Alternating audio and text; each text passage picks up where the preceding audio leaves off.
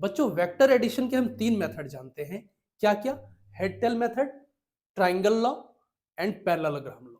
देखो, head tail में क्या कहता है, if this is vector A, this is vector B, तो इसे हेड टेल में ज्वाइन करना है।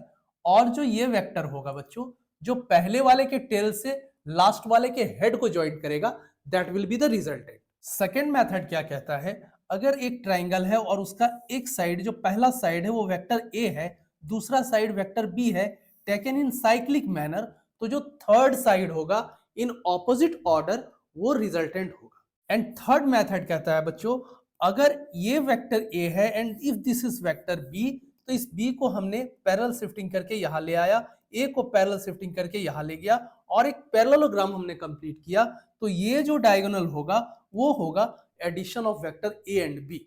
तीनों डायग्राम बिल्कुल सेम है लगभग। देखो, ये ए, ये B, this is A plus B, this is A, this is B, this is A plus B, this is A, this is B, this is A plus B.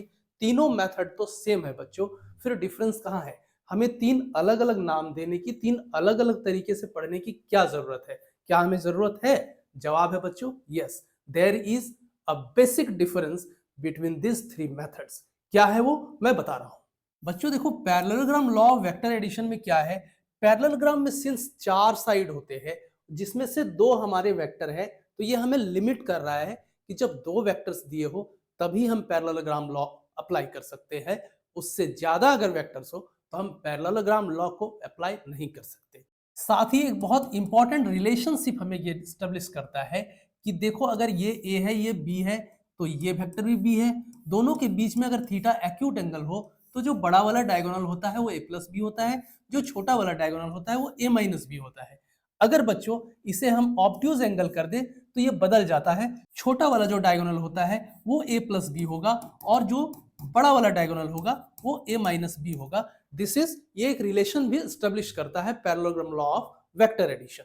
बच्चों, triangle law of vector addition parallelogram law के तरह ही हमें दो sides पे limit कर रहा है कि अगर हमारे पास दो वेक्टर्स दिए हो तो ही हम उसका resultant triangle law of vector addition या parallelogram law of vector addition से निकाल सकते हैं। लेकिन बच्चों आप सोच कर देखो, अगर हेड-टेल मेथड को हमने अप्लाई किया तो एनी नंबर ऑफ वेक्टर्स दिए हुए हो हम उसे हेड-टेल मेथड से जोड़ सकते हैं, जिसे मैंने इससे पहले के शॉर्ट में बताया था कि अगर हमारे पास n-1 नंबर भी वेक्टर्स दिए हुए हो तो हम उसे हेड-टेल मेथड से हम जोड़ सकते हैं और इसका जो रिजल्टेंट है वो हम निकाल सकते हैं। बच्चों, हेड-टेल मेथड में हमारे पास लिमिटेशन नहीं है कि कितने नंबर ऑफ वेक्टर्स हो।